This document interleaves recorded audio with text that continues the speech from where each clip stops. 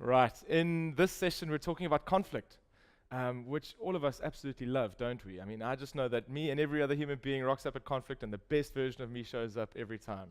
Said no one ever.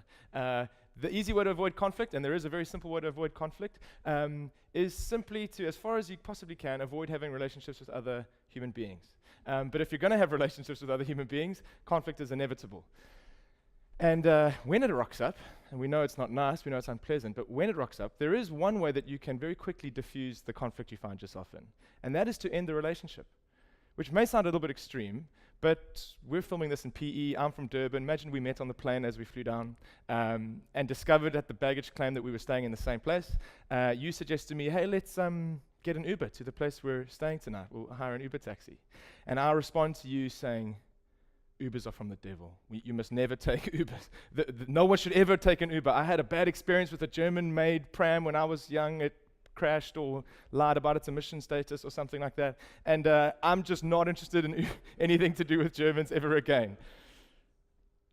What you might say to me after I've revealed my opinion on this company to you is, well, that's just fascinating. Please enjoy the rest of your life. And you'd probably be within your rights. If we are barely connected, and some great big conflict emerges, then one option, I suppose, is to just diffuse it by ending the relationship. But if you are called to the same church as me, or if you're married to me, or if we work at the same place, or if we have some history and we don't think ending the relationship is an option, what do you do then? What do you do when the two of us have differing opinions on something we both feel quite passionate about and conflict is on the horizon? Generally, what you'll do is one of two things. You'll either go passive or you'll go aggressive. See, both of us are afraid of this conflict. Neither of us are looking forward to it. We've probably put it off for as long as we could. There is now no choice but to deal with the fact that we believe differently about something that we care about. And so your response may be to bulldoze straight through it. I'm afraid of this, so let's just blaze through the conflict as fast as we can. That would be what we call the aggressive way of dealing with conflict. So the bully, the shouty one, the scary one, is actually doing that because they're afraid of conflict. They're no more brave than you. Those behaviors are because of fear and anxiety in this conflict situation. So you may send out big, strong, you have to, my way or the highway, talk your way through the conflict in such a way that everyone else just has to adjust for you. Or you may be on the other extreme of that. You may go passive. You may try to diffuse the conflict as fast as you can. Whatever you want, I'm sorry, I'll apologize for stuff I don't even feel was really my fault, and then I'll walk away cursing you and key your car. You go passive or you go aggressive. You go silent or you go violent. It seems like that fight or flight mechanism is how we deal with conflict. We're afraid of it, we don't want to be in it, we want to get it over as fast as we possibly can, and yet it doesn't work. It doesn't solve the underlying issue. And so often at the end of conflict, I don't know about you, but I find myself going, man, I wish I had thought to say that in that moment. How did we end up there? Or you may end up not even being sure what started the conflict in the first place. We've become enemies. This work colleague, church connection of mine, pastor, small group leader, spouse, child that at one point I was connected to, we ended up fighting about something. I don't even remember what started it, but at some point this person turned into my enemy, and that thing just went pear-shaped. And by the end of it, you end up wishing you could have thought smarter, because what you don't know is that when conflict starts, all the blood, very helpfully, drains from your brain and goes to really useful places like the big muscle groups in your legs and arms for fighting and running away. Your blood pressure increases, the pulse rate rises, you literally see red. Which means that when you end up in this disagreement, which, if we're honest, is when we need to be at our smartest, this is a moment where I've got to have my radar focused on you, trying to hear through all the emotive language. What are you saying that I didn't know before? How are you experiencing me that I didn't know you were experiencing me like that? What information am I getting about your needs that I didn't have before? When I should be at my smartest, when all the radar should be focused on you, I'm at my dumbest. Because of all this fear, because of all this anxiety that's entered into the conversation. So, conflict's unavoidable. We do it badly because of this anxiety. We need to do it better. What if I could tell you that there is actually a way, genuinely, there is a way, that you could approach every one of these difficult conversations? That moment when you have to confront the boss about some bad decision it seems they're making and everyone else is just gossiping about it because they're too afraid. That moment when you want to bring up the way your friend treats his wife, if you think you have to do that. I mean, those terrifying conversations that no one wants to have. What if there was a way that you could enter into those conversations with a plan that not only meant you would survive it, but actually gave you a fighting chance of coming out the other side more connected than you were before? That'd be fascinating information. I'd want to know about that. Well, here's the first thing you need to know. The Bible does actually think conflict can be very good. This is not just me being an optimist. The Bible seems to think conflict is inevitable and can be incredibly fruitful. Proverbs 27, wounds from a friend can be trusted, an enemy multiplies kisses. The person who tells you what you want to hear, the person who out of fear quickly diffuses the conflict, is actually your enemy. They're not loving you properly. A friend will wound you. Or how about Hebrews 10 that says, let us consider how to provoke one another to love and good deeds.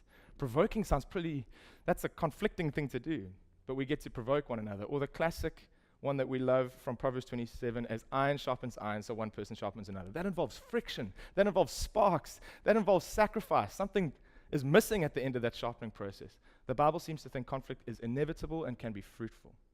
But there's one massive assumption that we've got wrong, that we bring with us into every conflict moment, and that's this. Somehow, at the end of this process, we need to agree. Lie. It's not true. If you approach every conflict with the intention to try and get to agreement, you've got no chance.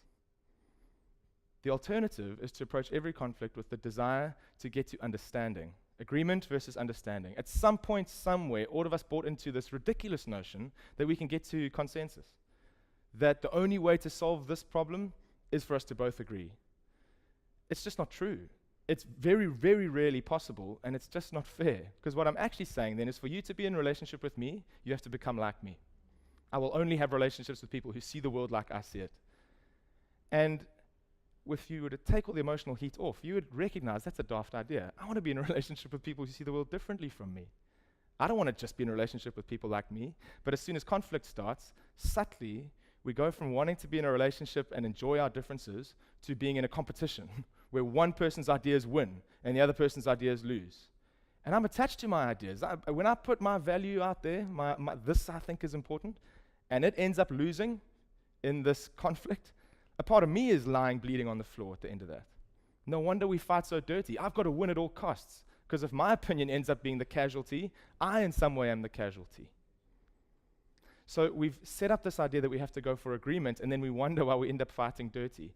Just kill that assumption up front. We're going for understanding. We're not going for agreement. And a whole world of great conflict skills opens up to you. I wish my wife didn't have to say this to me, but she has, and she's been right when she said it. She says, Paul, when we end up in a conversation where you've already decided beforehand that you're going to be right at the end of it, it's not a conversation. That's essentially what I'm talking about. If I take the competition off and say I'm going for understanding, not for agreement, and I have a chance to actually keep dialogue going and end up understanding some stuff about you I didn't know before, which is very exciting because then it means that we could eventually get to a place where we do solve the problem. I'm not talking about sweeping things under the rug. You may have got the subtle impression that this whole Greater Than series has been that I just stay powerful and you stay powerful and we never solve any issues. Now, of course we solve issues, but we solve them based on the strength of our connection, not based on who's right or wrong. I want to show you how this looks. I'm going to ask Charisse to come and join me up here, my new friend from PE. And let's call this set of tissues the connection that we have between one another. We are only two tissue friends so far because we haven't known each other for very long. If I believe a lie, what I will start to think is that I can control you, and so I can get you to do what I want based on the force of my character or how good my logic is or how terrifying my threats are or whatever. I've realized that's daft. That's not true. So the only way I get to influence Charisse, and the only way she gets to influence me, the only effect she can have on my life is based on how much we value the connection we have with one another.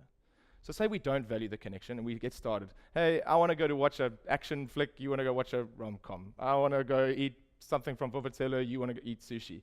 And we just disagree. I wonder if we're going to be strong enough. Two tissues aren't that strong. And we pull in different directions, whack. And our connection breaks. At this point, I have no longer got any influence over her. She may, if she goes passive, tell me what I want to hear. I may, if I go aggressive, convince myself that I've won her over. In fact, the opposite is true. We're not connected. Here's the only chance we have of making any kind of influence on one another. Hey, where do you want to go to eat? Vuvuzela. Okay, that's not really what I want to eat, but if I pull in the opposite direction, flip, I care about this connection. I don't want to break that. Okay, I'm going to ease in your direction. Hey, listen, I really love watching sport on a Saturday afternoon. Can we get the group of mates to do that? No, I'd much rather be on the farm, but I care about this connection, and so I get to influence her. Here is the massive piece of information. The only way either of us get to influence the other is if we care about this connection. Thank you, Charisse. Good work. the great modern philosopher John Mayer, in his, he's not a great modern philosopher, but says this: is there anyone who ever imagined changing their mind from the paint on a sign? Is there anyone who really recalls ever breaking rank at all for something someone yelled real loud one time? What he's cottoned onto is that when we turn it into a competition and start fighting with one another, no one actually changes. The only way anyone ever influences someone else is when there's a connection in place that they both care about. When we both care about the connection, we will make adjustments. We will move. We will meet needs as far as we possibly can because we care about maintaining the connection. Now remember, there are no victims. So if Charisse is pulling me in one direction and I just don't want to go there, I get to say no. I get to say, look, I understand your needs, and I've not made agreement the goal, I've made understanding the goal. I understand why you want those things, I respect that, you're allowed to want that stuff. I'll do everything in my power to meet what needs I can, but I won't do that. So you're going to have to be prepared to sacrifice that thing if you want to keep the connection as it is, or else our relationship is going to have to subtly change. That is an option. Neither of us is a victim. Both of us get to keep valuing this connection and making as many adjustments as we feel free to make, because the power that's in her is greater than her need for a relationship with me, and the same is true of me. Now, what this means is that different relationships with different value on that connection are likely to cope with different levels of disagreements, an issue to work out. If your spouse were to come to you, if you're married, and say, listen, I've got a big thing we need to talk about. We really have to have a chat. Every husband in the world is going, those are the words I hear in my nightmares. And so you tense up and you're freaking out, ready for the chat. And she sits you down and says, listen, Paul, there's just a thing you're doing that I think really needs to change. Anxiety's risen way up. I need you to stop putting the stapler on the left-hand side of the desk, not on the right-hand side of the desk. You're like, that's the thing. That's the chat. Well, no problem. Of course I'll move the stapler and give you my credit card at the same time. Like, I was terrified about what was about to come up. But if a new work colleague wants to say, listen, the way you organize the workspace doesn't work for me, that is potentially quite a big load for that connection. That's probably all that connection can cope with. Similarly then, if I go and load some hectic thing on that relationship, politics, theology, whatever else, there's no way I can expect that connection to cope with that. That's far too great a load. So if I want to be able to deal with bigger issues, I need to make sure that the connection is greater. Here's the big idea. When you're disconnected from someone, when you've ended up in that fight, flight, passive-aggressive moment, you're mad if you think you can solve the problem.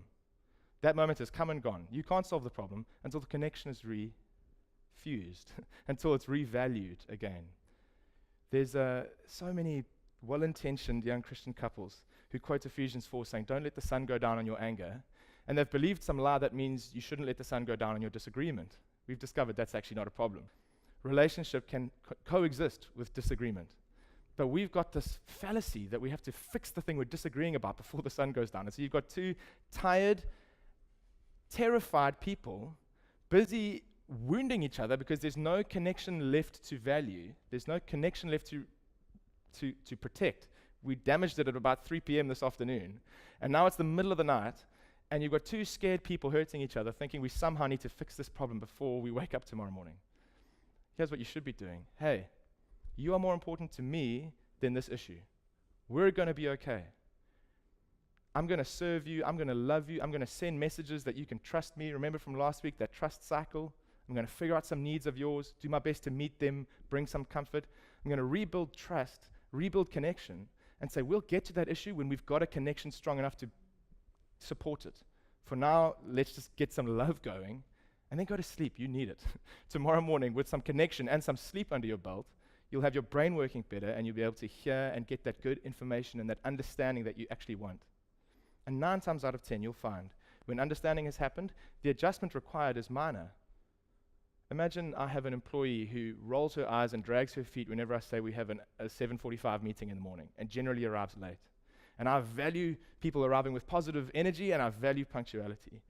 And we've got a conflict emerging. Once I've understood her, we share a car, me and my husband, we have to drop the child off. 7:45 just can't work with the traffic.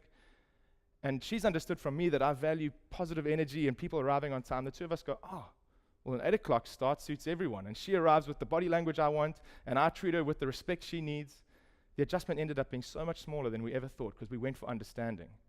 If we'd gone for agreement up front, it would be, I need you here at 7:45, that's it, that's what I pay you for. So the vast majority of cases solve themselves really easily once understanding has happened. But occasionally, some massive thing comes out the blue in your close relationships where you weren't expecting this and pulls you apart. Once again, the big idea here is that we've got to get connection back first. So there's always that interplay between fear and love that we've been hearing about throughout this course. I've got no chance of fixing this until I bring anxiety levels down. So my first messages are, you're more important to me than this issue is. We're going to be okay. I want to stay connected to you much more than I want to get my way here. I'm prepared to have to be the one that adjusts. I haven't decided beforehand who's going to do more adjusting. And do everything I can to bring the anxiety levels down. I'm smart enough now to use love languages that I've learned about. So let me figure out your love languages and use that to diffuse some of the anxiety. I'm smart enough now to listen. Let me listen. Let me serve. Let me do everything I can to bring anxiety levels down. And what we know now is that if someone starts acting like a bully, if someone starts doing passive-aggressive things, it's because they're scared. It's not because they're evil. So, I know what to do. Bring anxiety levels back down again. And then this connection is protected long enough for us to keep moving forward. This is the big idea. Conflict can be wonderful. By the end of that process, when I've exposed who I am and shown you my needs and you've understood me, and you've exposed who you are and shown me your needs and understood me, and we've proved to one another that we value the connection more than this issue, by the time we've made our adjustments and come out the other end of it, we are so much more connected than we were before. We both realize just how much load this relationship can bear, and we're better off than we were beforehand. That's God's heart for us. That's what's possible for us, because he who is in us is greater than he who's in the world, which means he who is in us is greater than this disagreement we have. And this is possible in every relationship you have. So chat about that and enjoy the conversation.